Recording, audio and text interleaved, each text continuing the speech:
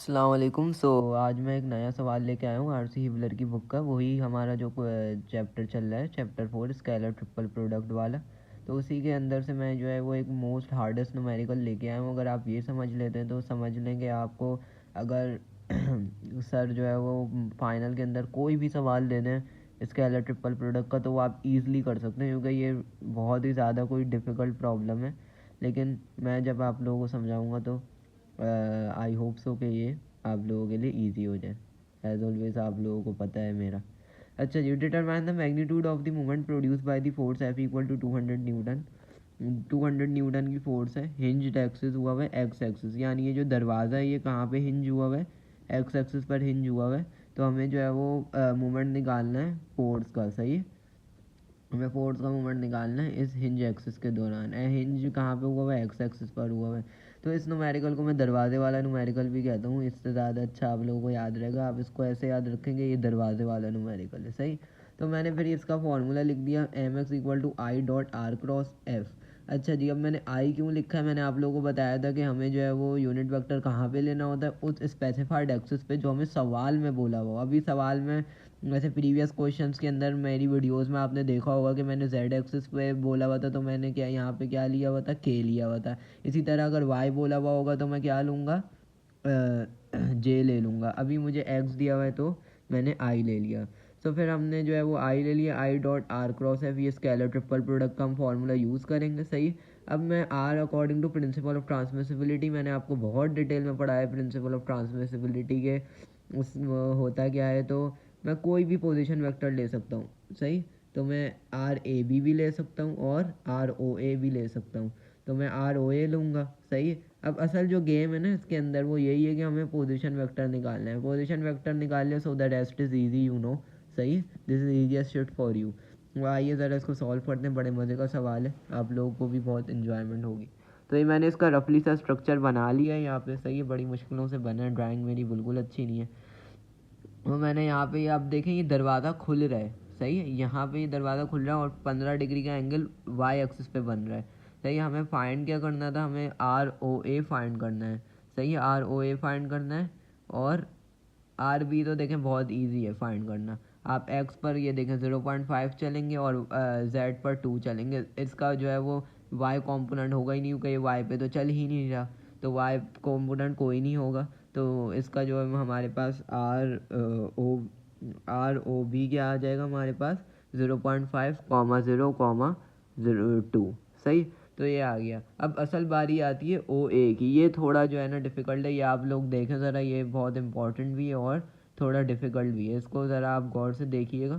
तो इसके अंदर देखें, अब ये जो दरवाज़ा खुल रहा है, सही, तो ये वही चीज़ है कि आप 3D को 2D में विजुअलाइज़ कर रहे हैं और विजुअलाइज़ करते हुए आप पोजीशन वेक्टर निकालेंगे। सही, यहाँ पे आप देख सकते हैं कि ये जो दरवाज़ा है ये खुल रहा है, हिंज हुआ हुआ है ना एक्स एक्सिस पे, तो ये यूं खुलेगा। सही, तो अब ये 15 डिग्री है, तो 15 डिग्री का एंगल बनाते हुए खुल रहा है। तो मैंने क्या किया, मैंने यहाँ पर एक्स एक्सिस पर मुझे कितना डिस्टेंस गिवन है, 1 गिवन है, लेकिन एंगल के साथ गिवन है।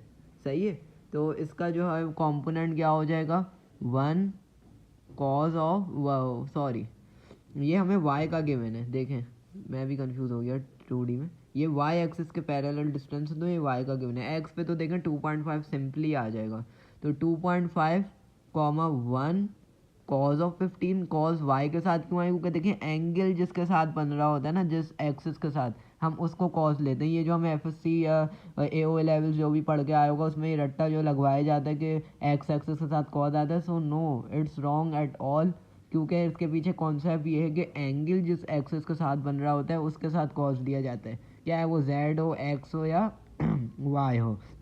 तो ये आप अपने दिमाग से निकाल दें कि एक्स के साथ कॉस आएगा और वाई के साथ साइन आएगा। ये बिल्कुल गलत हमें रट्टा लगवाया जाता था।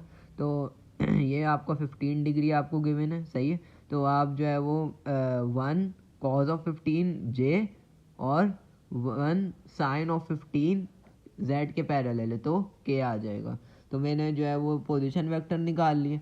अब बारी आती है कि फोर्स को भी कार्टेशियन फॉर्म में लिखना है। जैसा कि फोर्स यहाँ पे 200 गिवन है, तो इस फोर्स को भी हमें कार्टेशियन फॉर्म में लिखना होगा। कार्टेशियन फॉर्म में फोर्स को लिखने का तरीका क्या है आप लोगों को मैं बता चुका हूँ कि उसको उसके पोजीशन वेक्टर जहाँ पे वो लाइन ऑफ एक्शन पे पास कर रहे हैं, देखिए ये लाइन ऑफ एक्शन बी तक जा रहा है, तो इसका बी तक जा रहा है, तो इसका मतलब मैं आर ए बी निकाल लूँगा और आर ए बी का मैं मैग्नीट्यूड से डिवाइड करूँगा तो यूनिट वेक्टर आ जाएगा, और उस यूनिट वेक्टर को मैं फोर्स के मैग्नीट्यूड जो 200 न्यूटन गिवन है उससे मल्टीप्लाई कर दूँगा, तो मेरा सवाल जो है वो आराम से सॉल्व हो जाएगा। तो आइए ज़रा करते हैं। मैंने आर ए बी देखे, मैंने आर ए बी जो है वो निकालना है R B minus R A करके, सही है। आर बी के कोऑर्डिनेट मैं आपको बता चुका हूँ 0.5, 0, 2, ये देखें ये बी के कोऑर्डिनेट एक्स पे 0.5 और जेड पर 2, तो ये आपका जो है वो ये आ गया। उसके अलावा आर ए मैंने बहुत डिटेल में आप लोगों को समझा दिया है कि 2.5 X axis, 1 cos of 15 Y पर और 1 साइन ऑफ 15 जेड पर, तो यही इसमें जो है वो इम्पोर्टेंट था समझने वाला कि आर बी जो है वो आर ओ ए कैसे निकालेंगे, वो अगर आप लोग समझ गए तो rest is easiest shit for you, I hope. तो आपने जो है वो यहाँ पे उसके कोऑर्डिनेट लिख दिए आर ए के, आर बी के आ गए, दोनों को माइनस करेंगे तो आर बी के आ जाएंगे, इसका मैग्नीट्यूड निकाल लिया। फिर मैंने क्या किया, फोर्स इस इक्वेशन के अंदर पुट किया आर ए बी और आर ए बी के मॉड को, फोर्स 200 थी तो मेरे पास फोर्स आ गई in Cartesian notation form. I hope कि यहाँ तक क्लियर होगा।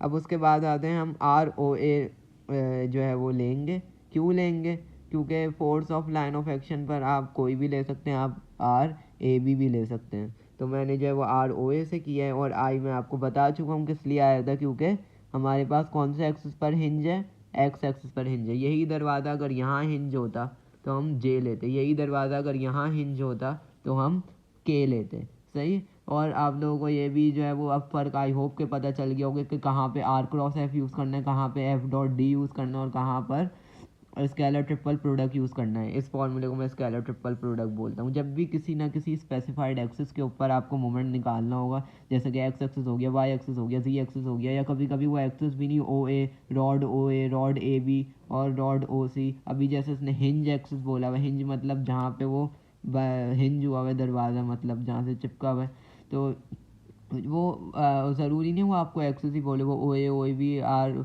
ओ B A C C D जो भी रॉड हो, कोई भी थिन रॉड हो या असेंबली हो, केबल हो, तो उसके गिर्द अगर आपको मूवमेंट निकालना, so you use the formula of scalar triple product, otherwise you can use scalar analysis और vector analysis. And I have told you in detail that in 2D problems the scalar analysis is easy as shit, and in 3D problems the vector analysis is easy as shit, because in 3D we have to find only the position vector and force is given sometimes, and if the force is not given the magnitude is given, so we convert force into in Cartesian form by what method, by multiplying it with its unit vector in which it is acting along the line of action of force.